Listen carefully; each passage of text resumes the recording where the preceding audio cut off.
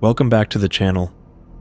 I've got a new story for you tonight, one I found in a camping forum, posted by someone who sounded like they'd never go into the woods again. It's the kind of tale that makes you question who's really out there, sharing the wild with you, and what they want. Here's what they wrote. I've always loved camping with friends. There's something about the escape, the crackle of a campfire, the laughter, the stars overhead, that makes the world feel simpler, safer. I'm 29, a nurse, and I've been going on group trips with my best friends, Sarah and Jake, for years. We're all outdoorsy, good at planning, and we know how to handle ourselves in the backcountry. This time, we picked a spot deep in a national forest, a clearing by a small lake, about a 4-hour drive from the city. It's remote, no trails, no cell service, just a dirt road that winds through the pines until it dead ends at the lake. We wanted to get away, to unplug, and we did. Maybe too far. We drove out on a Friday morning, my SUV loaded with gear, tents, sleeping bags, a cooler, a small stove, and a hatchet for firewood. Sarah, 30, a teacher, rode shotgun, her playlist blaring through the speakers, while Jake, 28, a carpenter, sat in the back, cracking jokes about bear attacks. The road was rough, the trees closing in tighter the farther we went, their branches scraping the sides of the car like skeletal hands. We reached the clearing just after noon, a flat patch of ground surrounded by towering pines, the lake, a dark, glassy expanse 100 yards away. The air was crisp, the sky a clear blue, and the silence was heavy. No birds, no wind, just the sound of our boots on the pine needles as we set up camp. We pitched 2 tents, one for me and Sarah, one for Jake, built a fire pit and stacked our gear, the clearing a small island of order in the wild. The afternoon was perfect. We hiked a short loop around the lake, the water so still it reflected the trees like a mirror, and gathered wood for the fire, joking about who'd be the first to jump in for a swim. Jake, always the daredevil, stripped to his boxers and dove in, the splash echoing through the forest, while Sarah and I laughed from the shore, the cold water too much for us.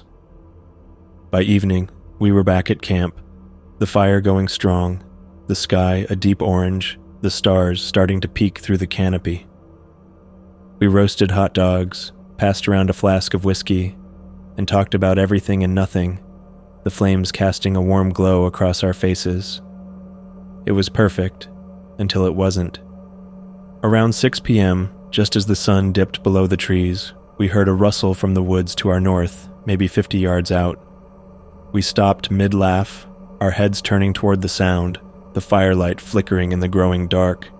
Jake stood, grabbing the hatchet from beside the cooler, his eyes scanning the trees, while Sarah and I stayed seated, our hands on our camp chairs, the flask forgotten.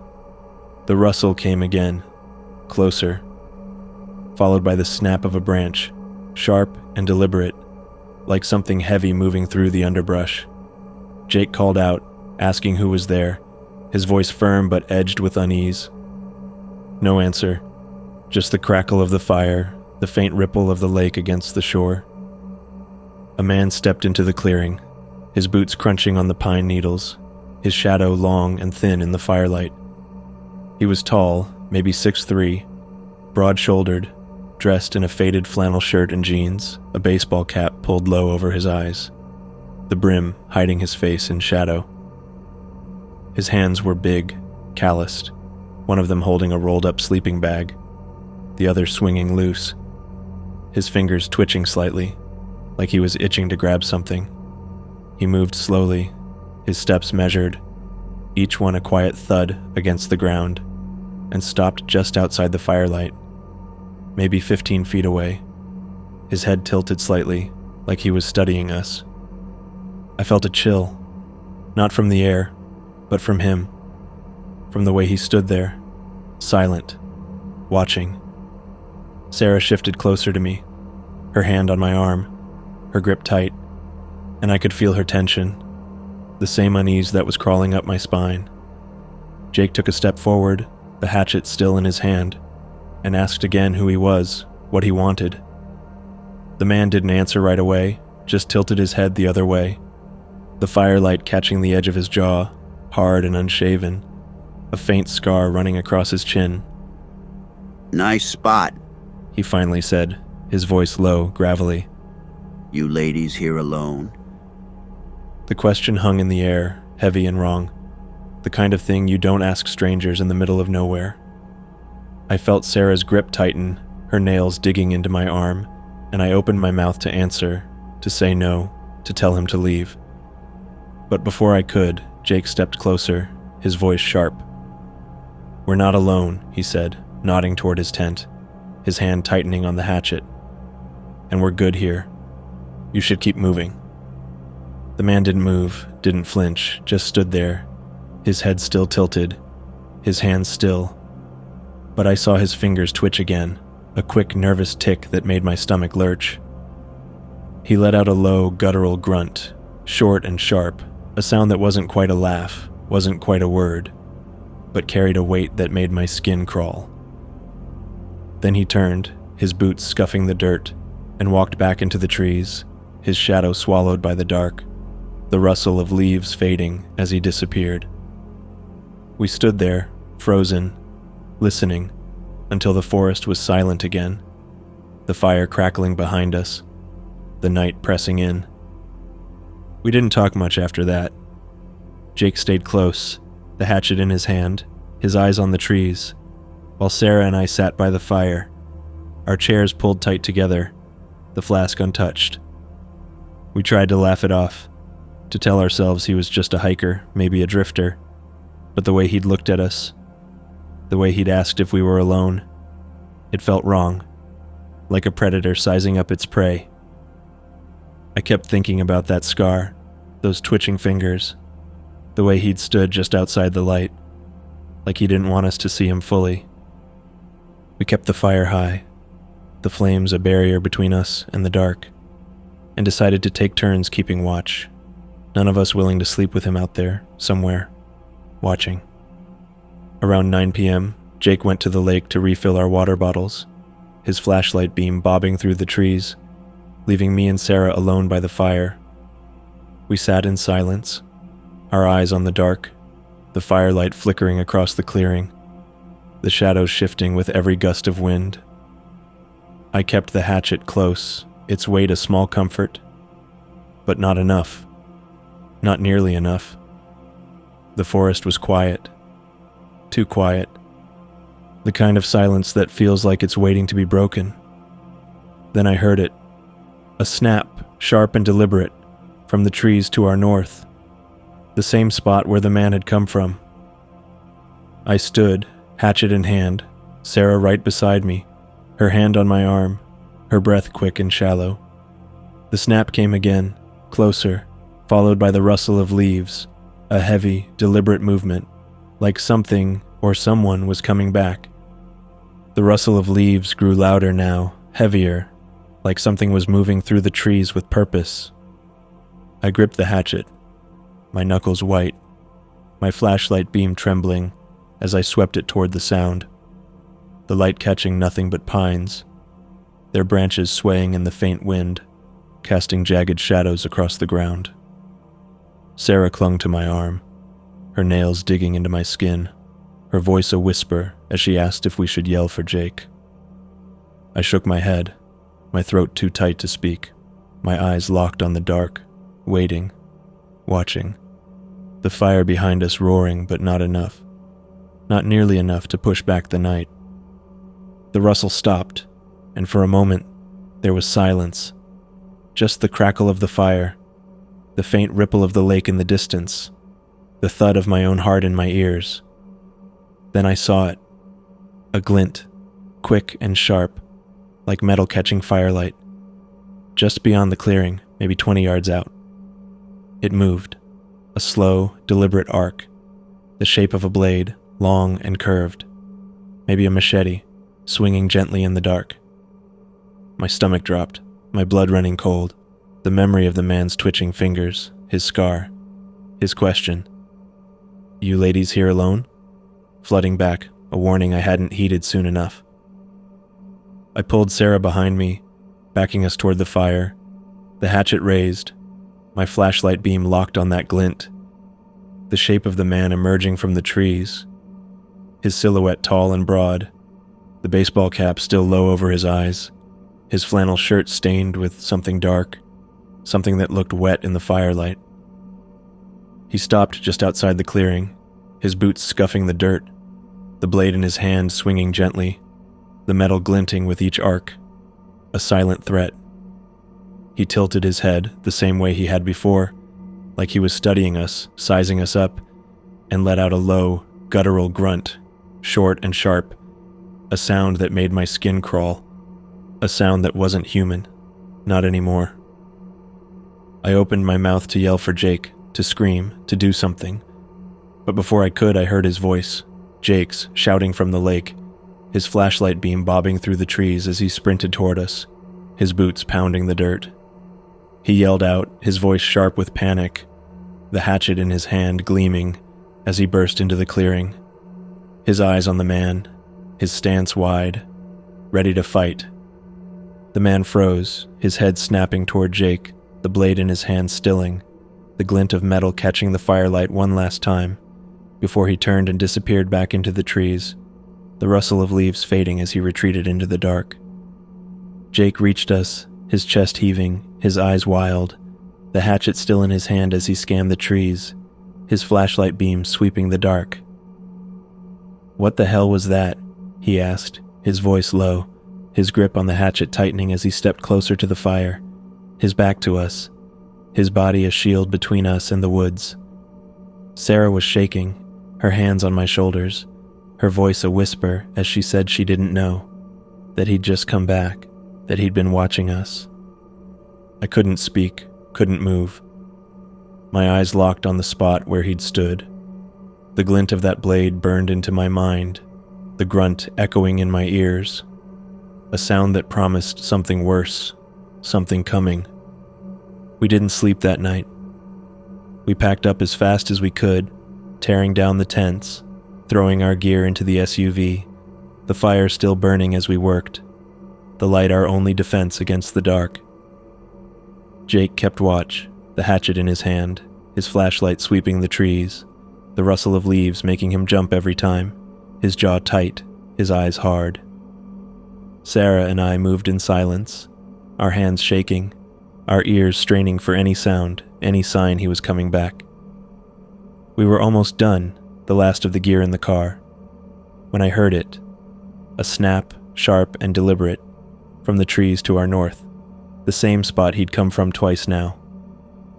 I froze, my hands on the cooler, my eyes on the dark, the snap coming again, closer, followed by the rustle of leaves, heavy and slow, like he was moving through the underbrush, unhurried, unafraid. Jake spun around, his flashlight beam locking onto the trees, the hatchet raised, his voice a low growl as he told us to get in the car, now. Sarah grabbed my arm, pulling me toward the SUV, her hands shaking as she yanked the door open, shoving me inside before climbing in after me. Jake stayed by the fire, his flashlight beam sweeping the dark, the rustle growing louder, closer. The snap of a branch so close now I could hear the crack of the wood, the crunch of his boots on the pine needles.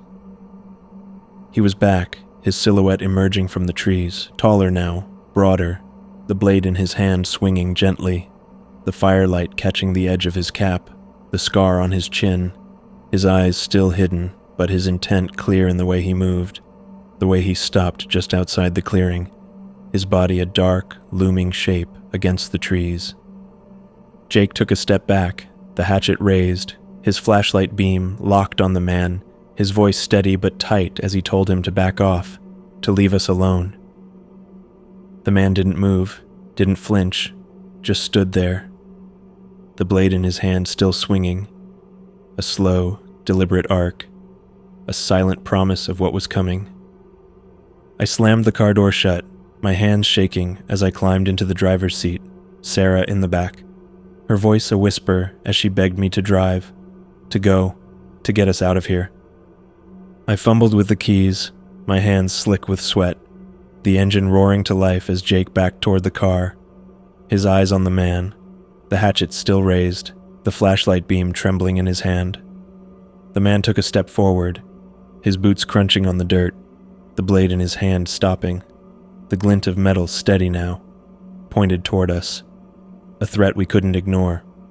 Jake reached the car, yanking the passenger door open, throwing himself inside as I threw the SUV into gear, the tires spinning on the dirt as I floored it, the clearing a blur as we sped down the road, the trees closing in around us, the forest swallowing us whole.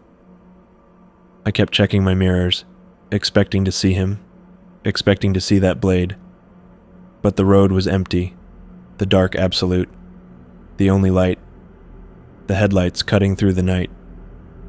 We didn't stop, didn't slow down, just drove. The 4-hour trip back to the city, a tunnel of terror, every shadow a threat, every rustle a reminder of what we'd left behind. We didn't go to the police. What would we say? A man in the woods, with a blade, who didn't touch us, didn't chase us, just watched. They'd think we were crazy, that we'd overreacted, and we had no proof, nothing but our fear, our memories. The image of that blade burned into our minds. We haven't camped since. I can't. Every time I close my eyes, I see him, standing just outside the firelight, his head tilted, his blade swinging, that grunt echoing in my mind, a sound that promises he's still out there, waiting. Sarah moved to the city, Jake sold his gear, and I keep finding things. Pine needles in my car, stuck in the floor mats, a single cigarette butt on my porch, the end chewed, the paper stained with something dark. I don't know if it's him, if he followed us, or if I'm losing my mind, but I know I'm not safe. I've started sleeping with the lights on, a knife under my pillow, but it doesn't help. I keep hearing snaps in the night, rustles in the dark, always just outside my window, always just out of sight.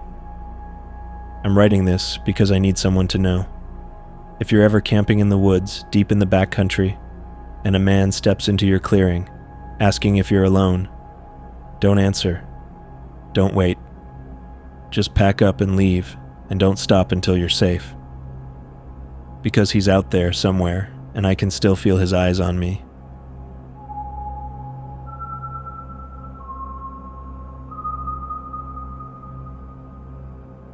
That's where that story ends.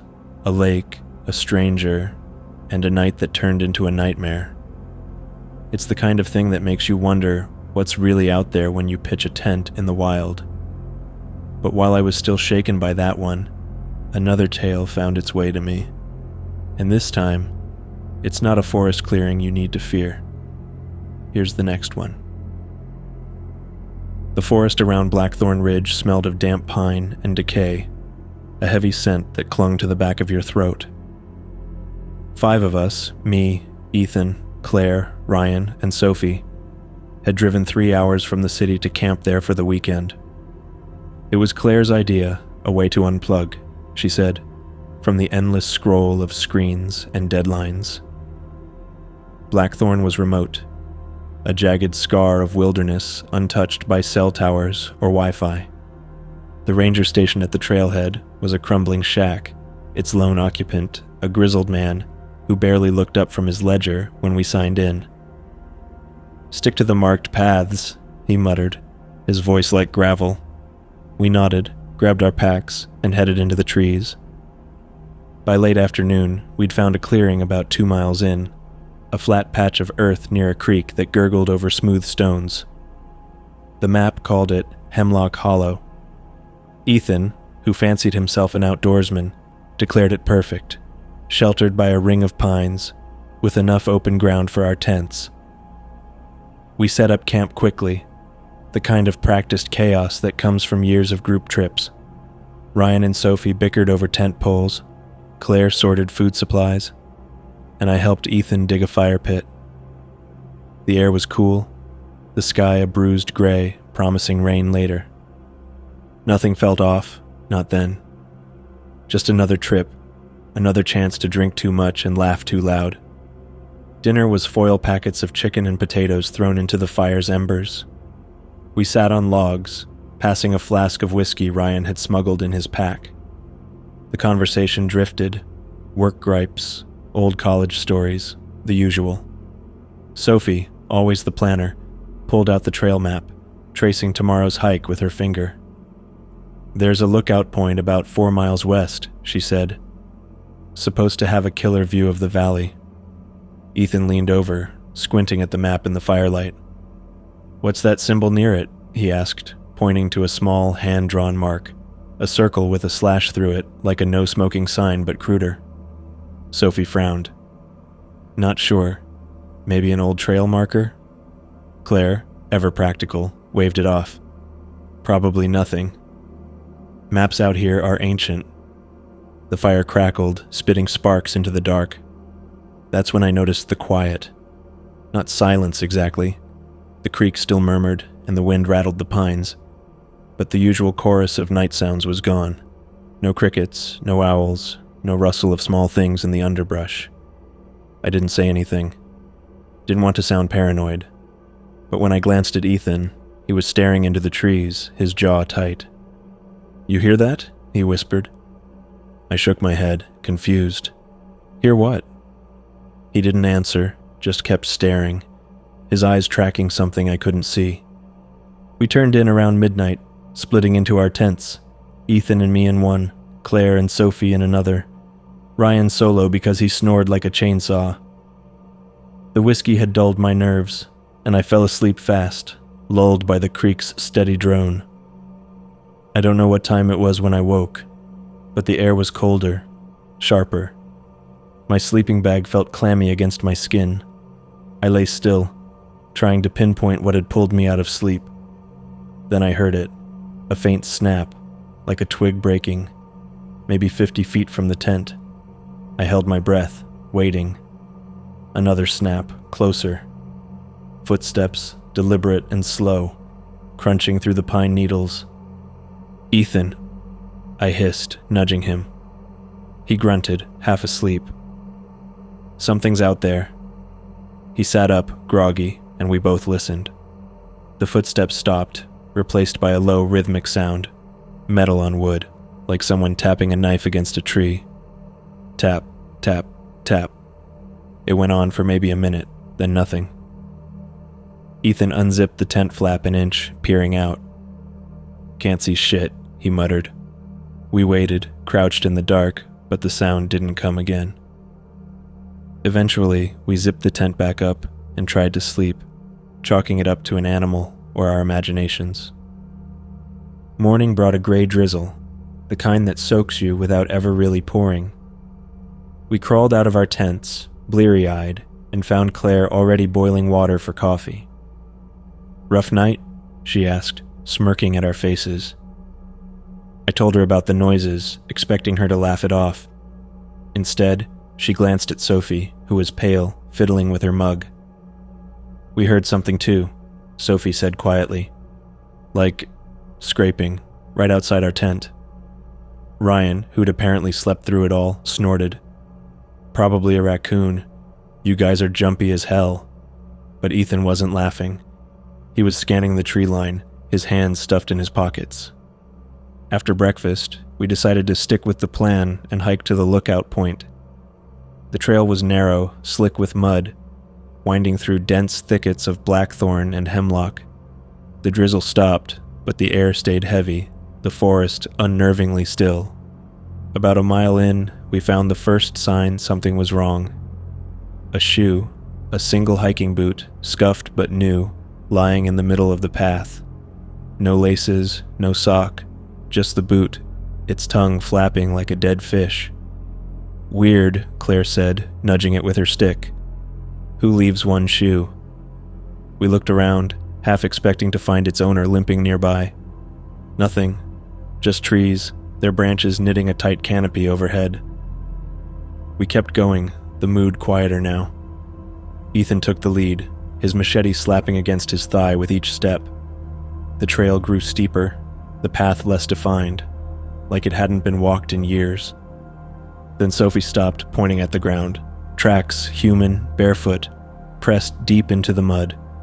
They veered off the trail, disappearing into a tangle of thorns. "Those are fresh," she said. Ryan crouched, inspecting them. "Big feet. Guy's gotta be what, 6 foot plus?" Claire shook her head. "Could be a woman, hard to tell without a shoe size." I didn't say anything, but the hairs on my neck were up. The tracks didn't look right. Too wide, the toes splayed unnaturally, like the foot had been twisted. We debated turning back, but Ethan pushed us on. "We're halfway there, no point quitting now." So we trudged forward, the forest closing in tighter. The lookout point was a disappointment, a rocky outcrop with a view of more trees, the valley below hidden by fog. We sat on the rocks, eating granola bars, trying to shake the unease. That's when Ryan found the second sign. Carved into a nearby pine, at eye level, was that same symbol from the map. The circle with a slash through it. Not old or weathered, but fresh, the wood still pale where the bark had been cut away. "Okay, that's not random," Ryan said, his usual bravado gone. Sophie pulled out the map, her hands shaking. The symbol was there, exactly where we were standing. Nobody spoke for a minute. Then Claire, always the rational one, said, "Could be a prank. Locals messing with hikers." But her voice lacked conviction. Ethan traced the carving with his finger, frowning. This took effort. Someone had to come out here with a knife. I glanced at the ground, half expecting more tracks, but the rocks were bare. The fog was thicker now, curling through the trees like smoke. "Let's head back," I said, and for once no one argued. The hike back felt longer, the trail somehow unfamiliar. We moved faster, our boots slipping in the mud. About a mile from camp, Sophie screamed. A sharp, strangled sound that froze us all. She was pointing at a tree, her face white. Hung from a low branch, swaying slightly, was a bundle of sticks tied with twine. It wasn't random. It was shaped like a person, arms and legs bent at odd angles, a crude head made from a pine cone. A strip of cloth, torn and dirty, was wrapped around its neck like a scarf. "What is it?" Ryan whispered.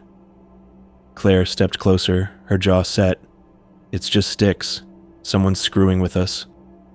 We left it hanging and hurried on, the camp's clearing a welcome sight. But something was wrong. Our tents were still up, the fire pit untouched, but the ground around it was littered with small, deliberate piles of stones. Dozens of them, arranged in neat spirals. None of us had done it. Ryan kicked one of the spirals, scattering the stones. "Whoever's doing this is watching us," he said, spinning to glare at the trees. We didn't sleep much that night. Every rustle, every snap in the dark set us on edge. Around 2 a.m., the tapping started again, metal on wood, slow and deliberate, circling the camp. This time, we all heard it. Claire clutched a flashlight, sweeping its beam across the trees, but it caught nothing. The tapping stopped as suddenly as it began, leaving us in that dead, empty quiet. I kept my pocket knife open in my hand, useless as it was. Ethan didn't bother zipping the tent flap, his machete across his lap. By dawn, we were done. No one said it outright, but we were packing up. Blackthorn Ridge wasn't a place to relax. It was a place that watched you back. As we broke down the tents, Sophie found the final straw. Behind her tent, half buried in the dirt, was a photograph. Old, Polaroid style, its edges curling. It showed 5 people standing in a clearing, their faces blurred but their postures familiar. Too familiar. It was us, taken from a distance, sometime yesterday. No one had a camera. No one had seen anyone else out here. We didn't talk much after that. Just shouldered our packs and started the long walk back to the trailhead, the forest pressing in on all sides. The walk back to the trailhead was supposed to be simple. 2 miles, maybe an hour if we kept a good pace. But Blackthorn Ridge had other ideas. The trail, so clear on the way in, seemed to twist under our feet, the markers we'd relied on either gone or moved. The pines crowded closer, their needles swallowing the weak morning light. My pack felt heavier, the straps digging into my shoulders, and I could tell the others were struggling too. Ethan led the way, machete in hand, slashing at stray branches with more force than necessary. Sophie clutched the Polaroid, refusing to let it go, her eyes darting to every shadow. Claire and Ryan stayed close, their usual banter replaced by a tense silence. We'd been walking maybe 20 minutes when Claire stopped, her hand on my arm. "Look," she whispered, pointing to the ground. Another set of barefoot tracks, fresh in the mud, running parallel to the trail. They were identical to the ones we'd seen yesterday, wide, toes splayed, unnatural. But this time, there were more. A second set, smaller, joined them, weaving in and out like a child trailing an adult. Ryan swore under his breath. "This is insane. Who's out here barefoot in this shit?"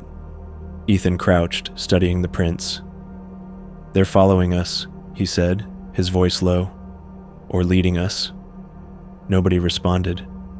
We just kept moving, faster now, the air thick with unspoken panic. The forest was too quiet again, that same dead absence of birds or bugs. All I could hear was our boots crunching, and the faint drip of leftover rain from the canopy. Then Sophie gasped, grabbing Ethan's sleeve. Up ahead, tied to a tree just off the trail, was another stick figure. Bigger than the one we'd found yesterday, its limbs sharper, more deliberate. The pinecone head had been replaced with a smooth, flat stone, and the cloth around its neck was fresher, stained with something dark and tacky. Blood, maybe, or mud. Claire shook her head, backing away. "We need to go, now." But Ethan was staring past the figure, into the trees. "There's something else," he said, pointing. Half hidden in the underbrush was a pile of gear. Torn backpacks, a shredded sleeping bag, a cracked water bottle. It wasn't ours, but it was recent, the fabric barely weathered. Scattered nearby were more stones, arranged in those same eerie spirals we'd found at camp. Sophie started to cry, quiet sobs she tried to choke down. "Someone's been here," she said. "Someone's still here." Ryan kicked at the debris, his face red. "This is a setup, some psychos playing games." But his voice cracked, and when he turned to the trees, his fists were clenched like he expected a fight. We didn't touch the gear, just kept going, the trailhead our only goal. But the path kept changing, forks we didn't remember, dead ends that forced us to backtrack. My watch said it was 9 a.m., but the light felt wrong, too dim, like dusk creeping in early. Ethan stopped at one point, checking the compass he kept on a cord around his neck. "This doesn't make sense," he muttered. "We're going east. Trailhead south." Claire snatched the map from Sophie, spreading it on the ground. Her finger traced our route, then stopped. "The symbol," she said, her voice hollow. "That circle with a slash. It wasn't just at the lookout. It was scrawled in pen at every fork we'd passed, every turn we'd taken. Someone had marked our path." Panic set in then, real and sharp. Ryan started shouting into the trees, demanding whoever was out there show themselves. His voice echoed, unanswered. Sophie was shaking, muttering about the Polaroid, how it couldn't be real. I wanted to tell her to calm down, to tell them all we'd be fine, but my mouth was dry, my stomach knotted. Ethan grabbed Ryan's arm, pulling him back. "Yelling's not helping," he snapped. "We stick together, we move. That's it." But even he looked rattled, his eyes scanning the forest like he expected an ambush. We pushed on, the trail growing narrower, thornier. Then we saw it. A third stick figure, hanging from a branch directly over the path. This one was different. Its body was made of thicker branches, lashed tight with twine, and the stone head had 2 deep scratches for eyes, giving it a face that seemed to stare. Around its neck was no cloth, but a braided loop of hair. Human hair, dark and matted. Claire gagged, turning away. Sophie dropped the Polaroid, her hands over her mouth. I picked it up, stupidly, and noticed something I hadn't before.